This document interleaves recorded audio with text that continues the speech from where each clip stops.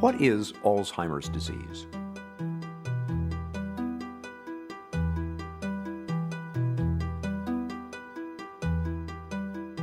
Alzheimer's is a slow, fatal disease of the brain affecting 1 in 10 people over the age of 65. No one is immune.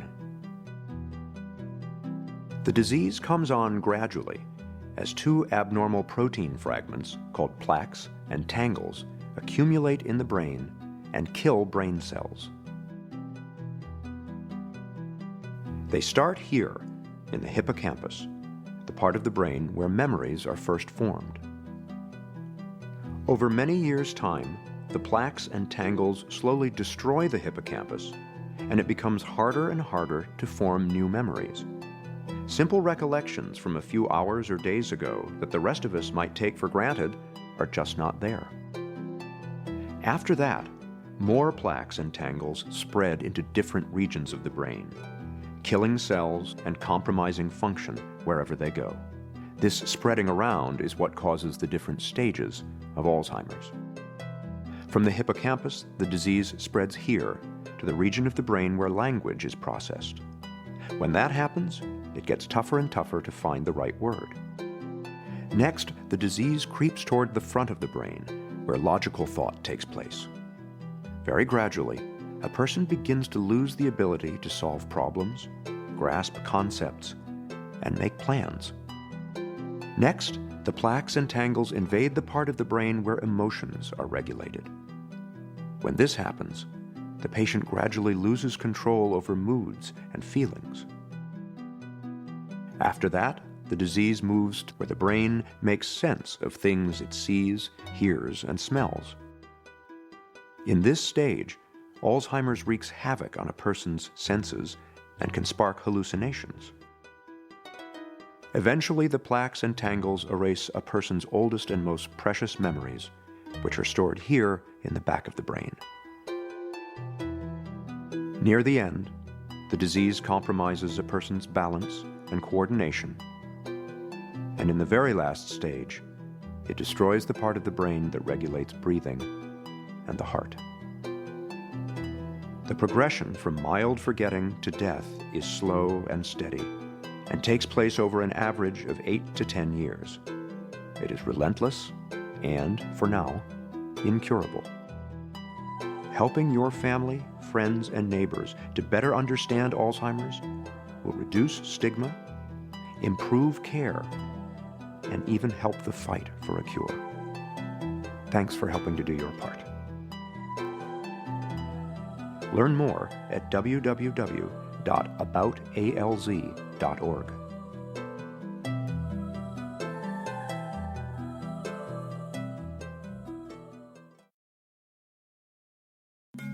Alzheimer's, an urgent epidemic. Alzheimer's disease has been around for thousands of years, and it's always been a personal and family tragedy. But now, it's becoming a social catastrophe. That's because people are living longer than ever before, thanks to modern medicine. Hundreds of millions of people reaching their 70s, 80s, and 90s. Sadly, the risk of getting Alzheimer's increases with every year of age. Worldwide, roughly 1% of 65-year-olds have the disease. That shoots up to nearly 10% of 75-year-olds and about 20% of 85-year-olds. Already, 24 million people across the world have this fatal disease, and that's expected to double over the next 20 years and then double again, if we don't do something to slow it down or stop it.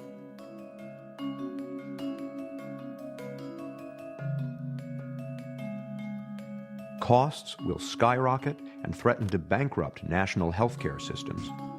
This is a disease that will cripple economies and communities everywhere.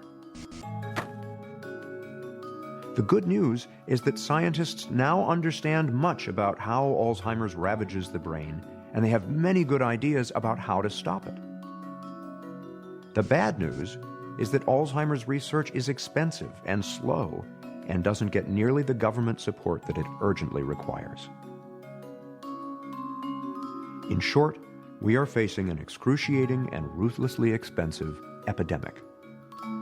As a society, we cannot afford to let this disease continue on its present course. We must fight Alzheimer's with every ounce of effort.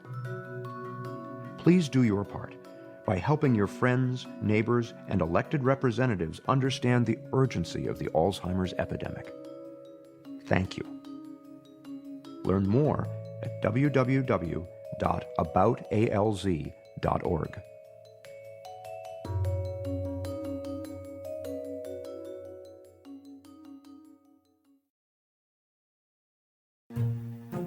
Alzheimer's, the race to the cure.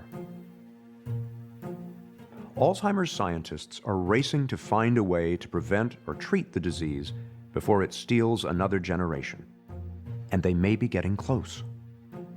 They know they have to improve on the current drugs, which do help with some symptoms, but don't actually stop the disease. They think the best hope is to try to stop the formation of the Alzheimer plaques. These plaques are composed of sticky protein fragments called beta amyloid, formed by accident when a natural brain protein called APP somehow doesn't dissolve in quite the right way. Think of APP proteins as glass bottles that need to be recycled after each use. But something goes terribly wrong. Just before they get melted down, the bottles are broken into sharp and sticky pieces, beta amyloid fragments, which then form into plaques. Many scientists think that if they can interrupt that process or clear away the beta amyloid, Alzheimer's disease will become a thing of the past. There are several possible ways to achieve this, and already a number of drugs are being tested for safety and effectiveness. They're also testing other common drugs to see if they might help with Alzheimer's. The problem is that all of these drug trials are extremely time-consuming and expensive. Because Alzheimer's develops so slowly, it takes a long time to see if a new drug is doing any good. You may be able to help. For information on how to get involved in drug trials, go to www.aboutalz.org or call 1-800-438-4380. Thank you.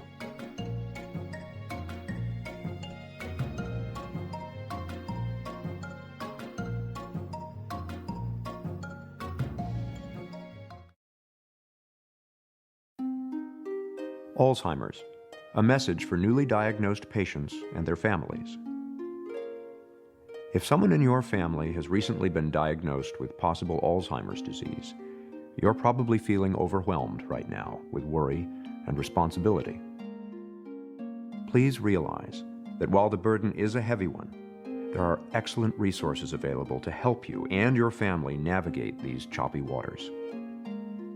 First and foremost, of course, is your doctor, who should help you understand what your diagnosis is, what it means, how to treat the symptoms right now, and how to reevaluate the diagnosis as time marches on. Another important step is to seek out legal and financial experts who can help you with estate planning, power of attorney, and long-term care insurance. These arrangements are critical. It's impossible to overstate the importance of getting one's affairs in order before the illness progresses.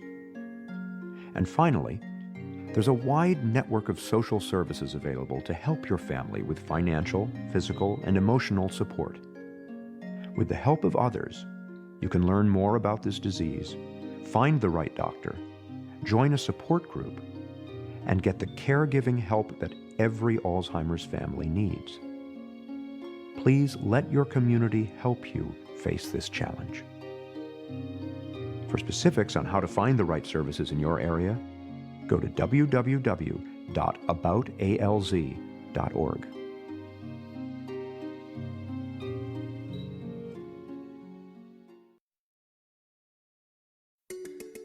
The genetics of Alzheimer's.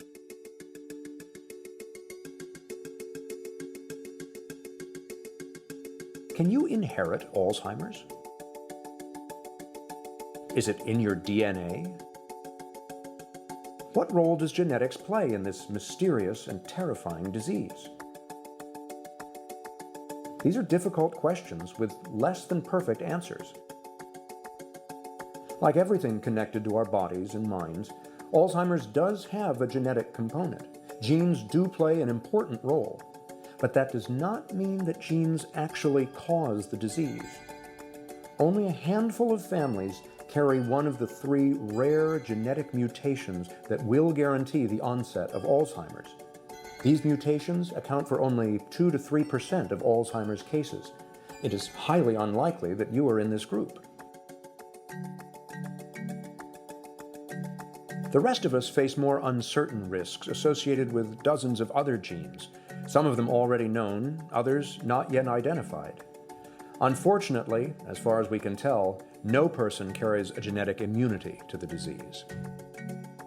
That's because genes rarely cause traits or diseases directly.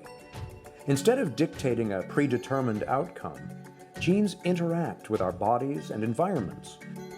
The foods we eat, the air we breathe, even our feelings and moods. Genes are like switches that get turned on and off all the time. This unpredictable interaction is part of what makes us so different from one another. Nature and nurture turn out to be inseparably intertwined. In recent years, scientists have identified several specific genes that seem to either increase or decrease people's risk of getting Alzheimer's disease. The next step for these researchers is to identify the rest of the relevant genes and then try to figure out what external factors turn them on and start the disease process. Then they can try to develop drugs that interfere with that process. This is not the only avenue for drug development, there are others, but sorting out the genetics may well play a pivotal role in stopping the disease. What about getting tested for these so-called Alzheimer's genes? As of now, there's no practical benefit. The results won't reveal an immunity, nor will they tell you that Alzheimer's is likely in your future. The hard truth is, we all face the risk of Alzheimer's as we grow older.